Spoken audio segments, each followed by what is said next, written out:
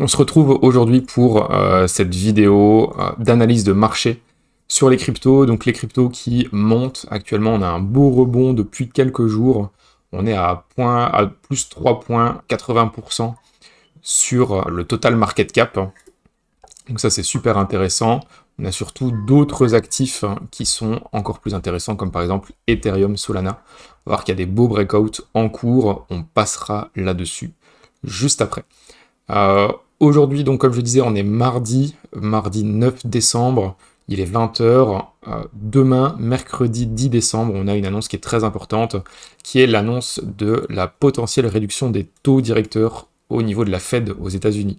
Donc il y a plus ou moins un consensus sur le fait qu'on va avoir une réduction de 0,25% des taux. Ce qui va surtout être important, ça va être le discours de Powell juste après. Donc là, on pourrait voir soit s'il est plutôt optimiste ou pessimiste pour la suite, pour des futures baisses de taux ou non. C'est, je pense, ça qui va plutôt driver la price action vraiment sur le marché crypto, parce que on a déjà un consensus et il y a quand même de fortes chances pour que si on a une baisse de 0,25% des taux, eh bien ça ne surprenne personne et que ça soit juste la logique que tout le monde attendait. Donc voilà. On démarre directement sur Total. Dans la vidéo de la semaine dernière, on était légèrement occupé de breakout. Je vous disais que j'aurais préféré avoir une consolidation qui était un peu plus longue. Finalement, on a eu un fake-out, puis une réintégration de la consolidation. Et on repump à nouveau maintenant. Donc, en fait, on dessine ce qu'on pourrait appeler une tendance haussière. Donc ici, on a le point bas qui a été fait fin novembre, vers le 21-22 novembre. On a refait un deuxième point bas ici, ça c'était lundi 1er décembre, donc les semaines dernières. Et puis, fin de semaine dernière, vendredi, ici, on a refait un bottom, et vous voyez que les bottoms sont toujours plus hauts que les précédents. De l'autre côté, au niveau des tops, on a eu un top ici, au niveau du 27 novembre, et un top au niveau du 3 décembre, et vous pouvez voir que ces tops, donc les hauts de marché, sont toujours plus hauts les uns après les autres également. Quand on a des points bas qui sont toujours plus hauts et des points hauts qui sont toujours plus hauts, eh bien on appelle ça tout simplement une tendance haussière. À l'inverse, des points bas toujours plus bas et des points hauts toujours plus bas, eh bien c'est ce qu'on appelle une tendance baissière. Pour l'instant, rebond sympathique dans cette zone-ci. On casse donc cette consolidation et cette résistance ici. Donc globalement, on repart vers des nouveaux plus hauts. Actuellement, on a un beau rebond, mais comme je le disais en début de vidéo, ce qui va surtout être important, ça va être l'annonce demain. Donc on pourrait très bien avoir un ravalement de toute cette hausse si on a des mauvaises nouvelles demain. En tout cas, nous on est déjà positionné depuis quelques temps sur des bons actifs comme Ethereum, et on va voir qu'il y a des belles choses qui se passent sur Ethereum. Au niveau de la dominance des stablecoins, si on se met en daily, hop, ici, on peut voir qu'on a été rebondir sur une zone importante qui servait de support en 2023. On est venu le retester ici par deux fois, donc une première fois au mois de novembre. Fin novembre 25, on est venu retester une première fois cette résistance. Et le 1er décembre, donc lundi dernier, on est venu encore une fois retester cette résistance.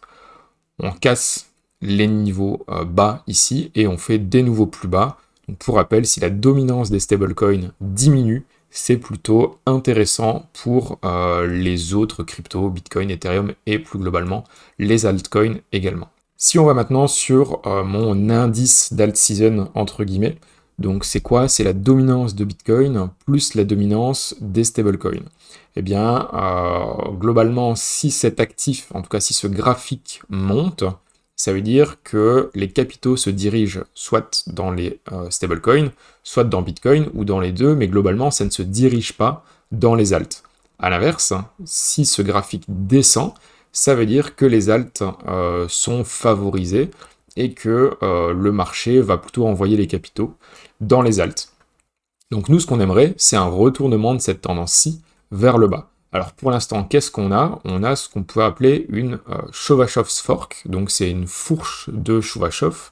C'est tout simplement un pattern de retournement de tendance, où en fait on a une tendance haussière qui est fortement marquée, suivi par une tendance haussière qui est moins marquée que la précédente, et en cas de cassure de cette deuxième tendance, et bien là, on a potentiellement un retournement de la tendance pour venir chercher de la tendance baissière. Ça fonctionne dans les deux sens, donc ici c'est une C-fork baissière, mais si on l'a dans ce sens-ci, eh bien c'est une C-fork haussière tout simplement. Et ici c'est ce qu'on peut retrouver, donc on a une première branche ici haussière, une deuxième branche ici qui est toujours haussière mais un peu moins haussière que la première, et surtout on est occupé de dessiner un potentiel breakout. Donc ça c'est quand même assez intéressant. Je voyais dans les commentaires de la dernière vidéo YouTube qui avait été postée que quelqu'un me reprochait de parler de trop avec des termes anglophones. Malheureusement, dans le monde du trading et dans le monde des cryptos en général, les termes anglophones sont énormément utilisés. Donc, désolé si ça te gêne, mais en tout cas, c'est une habitude qu'on a de notre côté d'utiliser les termes anglophones. Donc voilà, ici, potentiel baisse à venir. En tout cas, c'est intéressant. Pour l'instant, on n'a pas encore vraiment de confirmation. Mais en tout cas, on peut voir qu'on n'a pas réussi à faire un nouveau plus haut. Ici, on a eu le point haut. Ici, on a essayé de rattaquer vers les nouveaux plus hauts, mais on n'a pas réussi à le dépasser. Si on regarde, hop. Ici, on n'a pas réussi à faire un nouveau plus haut, donc ça c'est intéressant. Ça veut dire que le marché n'a pas la force pour faire un nouveau plus haut. À l'inverse, on va faire un nouveau plus bas par rapport ici, mais on aimerait surtout une confirmation avec un plus bas par rapport à ce point ici, où là on aurait vraiment, on montrerait de la force pour continuer la descente. Alors ici on se retrouve sur les alts par rapport à USD. Les alts par rapport à USD en 3D, donc en une bougie égale 3 jours, on est venu rebondir par 2 fois sur le support qui date depuis juin 25. Donc on a eu un breakdown ici, où on est venu casser un premier support. On a subi une grosse baisse et on est venu rechercher le support précédent qui était le point bas ici de la consolidation avant qu'on ait connu ce gros pump tout début juillet. Donc on vient ici consolider, on fait une première touche ici, on rebondit, on peut même former ce qu'on peut appeler un double bottom avec un premier bottom ici, un deuxième bottom là. Par contre la figure n'est pas encore validée. Pour valider une figure de double bottom, il faut casser ce qu'on appelle la ligne de coup. La ligne de coup, elle est où? Elle est ici. C'est la résistance en gris. Donc, tant qu'on n'a pas cassé cette résistance, on ne peut pas dire que le double bottom est validé. Pour l'instant, il a plutôt une belle tête, il est plutôt pas mal, mais on n'a pas encore de breakout qui a été fait. Donc, à tenir à l'œil, en tout cas, c'est intéressant. Toujours cette zone rouge ici pour aller larguer des positions. En tout cas, ça va être une grosse zone de déchargement si on s'y rend, ce serait une grosse zone de TP. Au niveau des alts, par rapport à Bitcoin, donc c'est Total 3 ES BTC, comment est-ce qu'on lit ça? Total 3, ce sont les alts, donc c'est tout le marché crypto, sauf Bitcoin et Ethereum. ES, ça veut dire Excluding Stablecoins, et BTC, c'est pour indiquer tout simplement qu'on compare cela à Bitcoin. Donc ici, c'est la force relative des altcoins par rapport à Bitcoin. On peut voir que globalement, depuis 2021, on est dans une tendance qui est baissière. Il n'y a pas de débat là-dessus. On n'est pas haussier sur les alts. Quelqu'un qui vous dit qu'on est haussier sur les alts en général, ben, je vois pas trop comment il peut annoncer ça. Donc globalement, on est baissier sur les alts depuis 2021. On n'a pas encore eu de breakout haussier. On a eu un beau rebond durant l'été, durant cet été 2025. Mais on a quand même retracé pas mal, et actuellement on n'a pas encore de reprise. Donc ici, moi j'aimerais bien qu'on forme un bottom, pour qu'on puisse former un premier point bas, qui est plus haut que le précédent. Ça, ce serait très intéressant. Pour l'instant, on n'en est pas encore là, on n'a pas encore fait vraiment ce qu'on pourrait appeler un bottom, en tout cas on ne peut pas l'acter encore pour l'instant. Mais c'est quelque chose à tenir à l'œil, parce qu'en fait on n'a pas eu d'all season réellement depuis 2021, Est-ce qu'elle arrivera encore? Est-ce qu'elle n'arrivera plus? On n'en sait rien. Personne ne peut l'affirmer ou non. Mais en tout cas, il faut être prêt à la saisir si ça arrive, parce que des opportunités comme ça, on n'en a pas 50 dans une vie. Donc, c'est vraiment des opportunités qu'il faut absolument saisir, et donc se préparer et être prêt à la saisir quand elle se présente, eh bien, c'est très important. C'est pour ça que je le garde toujours à l'œil, mais pour l'instant, je ne me place pas très fort sur des alts. Au niveau du top 10 des alts par rapport à USD, on est toujours en dessous de la résistance également. On va voir qu'au niveau des alts, donc on l'a vu par rapport à USD, mais plus globalement, les alts en général se situent en dessous de la résistance et n'ont pas encore fait de vrai breakout. À l'inverse d'Ethereum, qu'on va voir juste après. Mais ici, donc, toujours en dessous de la résistance, ce serait intéressant d'avoir un breakout ici. On peut d'ailleurs déjà mettre une alerte.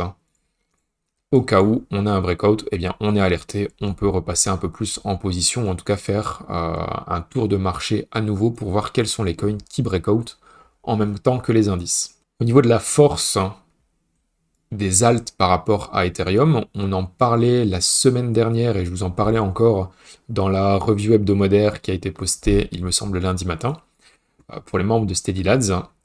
On pouvait voir ici une baisse se profiler sur ce chart ici. Qu'est-ce que ça veut dire? Total 3 moins USDT moins USDC, c'est tout simplement les alts moins les stablecoins, divisé par Ether. C'est-à-dire qu'on compare la force des alts par rapport à Ethereum. On a eu depuis avril une belle reprise d'Ether, avec une consolidation ici de la force d'Ethereum par rapport aux alts, et ici, un breakout. Donc si on regarde, on forme ce qu'on appelle un bear flag, donc une première jambe baissière, un biseau ou un drapeau ascendant, et une deuxième jambe baissière. En tout cas, ça c'est la théorie. La théorie, on est occupé de la valider parce qu'on a eu ici un breakdown, et donc on se rend compte tout simplement que les alts sont moins fortes qu'Ethereum, ou on peut dire que Ether est plus fort que les alts. Alors, un premier objectif à aller chercher, ce serait de retour aller chercher cette zone grise, et pourquoi pas peut-être faire un breakout à nouveau, et venir rechercher plus bas sur ce graphique. Pour l'instant, si on va déjà chercher cette zone-ci, ce sera déjà très bien. Au niveau de la force ce qu'on pourrait appeler les shitcoins, ou plus globalement les low cap, donc les petites cryptos à petite capitalisation, eh bien, on peut voir que ce n'est pas encore un engouement énorme sur ces altes-là. On s'est déjà fait rejeter 3 fois, donc une première fois ici en haut, une deuxième fois, troisième touche de cette trendline. On pourrait venir casser ici. Ce qui va être important à observer, c'est voir, comme sur les alts par rapport à Bitcoin, est-ce qu'on peut faire un point bas ici et un deuxième point bas plus haut que le précédent. Si on peut faire ça, ça peut être vraiment bien, parce qu'en fait, on viendrait en même temps chercher cette trendline ici, avec la force, entre guillemets, d'un point bas précédent plus haut que celui d'avant, donc une première préparation de rebond des alts, et un breakout possible de cette trendline ici. Donc voilà, pour les indices, pour l'instant, les choses se mettent en place, mais on n'a pas encore réellement de breakout. On l'a vu sur les alts par rapport à USD, sur les alts par rapport à BTC, rien n'est encore fait. Sur Bitcoin, on peut voir ici qu'en weekly, et même peut-être en 3D, c'est encore plus propre. Comme on le sait, on est venu rechercher cette belle zone ici de consolidation de début d'année 2025, février-mars. On a fait une belle consolidation, il me semble que c'était suite aux tarifs imposés par Trump, qu'on a eu cette belle dégringolade. On est venu rechercher la zone, retester, on a clôturé vraiment dans cette zone de résistance, retest classique d'une consolidation, et on rebondit actuellement. Et on rebondit encore une fois en faisant des points bas toujours plus hauts et des points hauts toujours plus hauts également. On en parle depuis des semaines, la zone d'importance sur Bitcoin par rapport à USD, c'est clairement les 100 000 $. Donc on a consolidé très longtemps au-dessus de cette zone, entre 100 000 et 126 000. On a rebondi plusieurs fois ici sur cette zone à 100 000. Je pense que si on va chercher cette zone-ci, globalement, je pense qu'on va rejeter au moins une ou deux fois. Alors, un point à opposer par rapport à cette idée, c'est qu'il y a énormément de monde qui voit la même chose. Il y a énormément de monde qui voit cette zone des 100 000 $. Beaucoup de monde se dit, ok, si on va à 100 000, je vends. Donc on pourrait imaginer, étant donné que le marché cherche toujours à stopper, ou en tout cas être contraire par rapport à la majorité du marché, eh bien on pourrait très bien avoir un marché qui soit va venir topper avant la zone des 100 000, ou alors à l'inverse, qui va carrément passer à travers. Si jamais vous vendez à 100 000 $ et qu'on passe à travers, c'est pas si grave. Vous pouvez vendre à 100 000 et racheter au-dessus lorsque vous aurez une belle opportunité pour vous placer, que ça soit sur des alts ou sur Bitcoin, sur des plus petits time frames par exemple. Mais en tout cas, ce n'est pas grave de vendre à 100 000 et qu'on monte par la suite. Il y aura toujours des moyens pour se positionner sur le marché et rater 3, 4, 5%, même 10% d'upside. Au final, c'est pas très grave, surtout si on va rechercher des nouveaux ATH par la suite. Donc ça, les 100 000, c'est vraiment une zone très importante à garder à l'œil. On va maintenant passer sur le plus important, c'est Ethereum versus BTC. ETH-BTC, ça fait des semaines, si pas des mois que je vous en parle, et je vous dis qu'on a une première jambe haussière ici, qu'on consolide tranquillement depuis quand même le mois d'août, donc on a topé sur ETH-BTC depuis le mois d'août, et on consolide depuis cette époque-là. On a rebondi globalement sur le top du 31 janvier 25, on a toujours cette zone verte ici qui a tenu, hein, même si on a été par plus d'une fois, donc 1, 2, 3, 4 fois, on est venu 4 fois chercher dans cette zone vraiment pour essayer de casser le support. On l'a affaibli, mais finalement il n'a pas cédé, et on est venu en même temps casser cette trendline ici, faire des nouveaux plus hauts, consolider dans le haut de la consolidation, pour enfin avoir un très beau breakout aujourd'hui. Ça, c'est ce qui me rend, entre guillemets, un peu plus haussier sur le marché crypto, c'est que Ethereum reparte, c'est quand même très positif d'avoir un beau breakout. Maintenant, ce qui est un peu décevant, c'est que Ether est le seul, entre guillemets, à breakout pour l'instant, parce qu'au niveau des alts, il n'y a pas grand-chose. Si on regarde, par exemple, du Doge, du Inge ou des choses comme ça, on n'est pas du tout sur des grosses cassures de all-time high, ou en tout cas des cassures de consolidation par le haut. On est vraiment dans des lentes descentes. Si on regarde Inge, ben, globalement ça descend, quoi. On n'a pas vraiment de breakout comme on l'a ici sur ETH. Donc très beau placement si vous avez réussi à vous placer dans cette zone-ci. Je pense qu'on peut... il y a quand même de grandes probabilités pour qu'on vienne rechercher la zone de résistance ici au-dessus. Peut-être plus par la suite, je n'en sais rien. Mais en tout cas, le risk-reward pour se placer dans cette zone-ci était très intéressant, et c'était vraiment une zone à acheter selon moi, étant donné qu'on en parle quand même depuis très longtemps. ETH par rapport à USD, on va masquer ceci, eh bien, on a rebondi sur la consolidation ici de mai jusqu'à juillet 25, hein, on a fait une belle consolidation, on a rebondi dessus, donc on fait un bottom. Et surtout, ce qui est super intéressant, c'est qu'on a dessiné une très belle zone, une zone charnière, ici, aux alentours des 3030 $. Donc on a eu un bottom qui a été fait ici, on est passé à travers. On a fait le grand bottom ici, un peu en mode double bottom, hein, vu qu'on a un premier point bas ici, et le deuxième point bas quasiment au même niveau. On a dessiné un top ici, pile sur le point bas qui avait été marqué là, donc 3030 $. On a eu ce gros breakout ici en quelques jours, on a retesté le niveau, alors si on regarde les mèches, oui, on est passé à travers, mais sur clôture, on est toujours resté dans cette zone-là des 3030 $. Donc très intéressant, zone très forte, qui nous a permis de rebondir et de repartir vers des nouveaux plus hauts. Et ici, on est à 3370 $. Actuellement, en 3D, on reteste cette résistance ici. Donc on a mis ici en zone rouge, zone d'attention. Est-ce qu'il faut vendre déjà maintenant? Tout d'abord, ce n'est pas un conseil en investissement, faites vos propres recherches et vos propres plans de trading. De mon côté, je ne prends pas encore de profit ici, étant donné que sur Bitcoin, on est encore assez loin des 100 000 $, et que sur ETH-BTC, on vient à peine de breakout. Donc, je n'ai pas envie de prendre un take profit prématuré ici. J'attends de voir jusqu'où on peut aller, je remonte mes stops à la limite quand le prix remonte et casse des résistances. Ici, je pense que déjà avoir un stop en dessous des 3030, c'est déjà une belle protection, étant donné que si on repasse sous ces prix-là de manière assez constante, eh bien, ça peut être plus dangereux pour le marché. Mais jusqu'à présent, je pense qu'on est sur une belle hausse où on pourrait revenir chercher les 3005, 3006 et peut-être plus par la suite. L'avenir nous le dira, on ne va pas faire des prédictions pour l'instant. Au niveau de sol, on a rebondi sur un support historique, hein. Ici cette zone grise entre les 125 et les 135 $. On a eu une forte baisse hein, quand même sur Solana, mais Sol par rapport à Ether est toujours relativement baissier. Donc pour l'instant, il y a plus d'intérêt à aller se positionner sur Ether que sur Solana.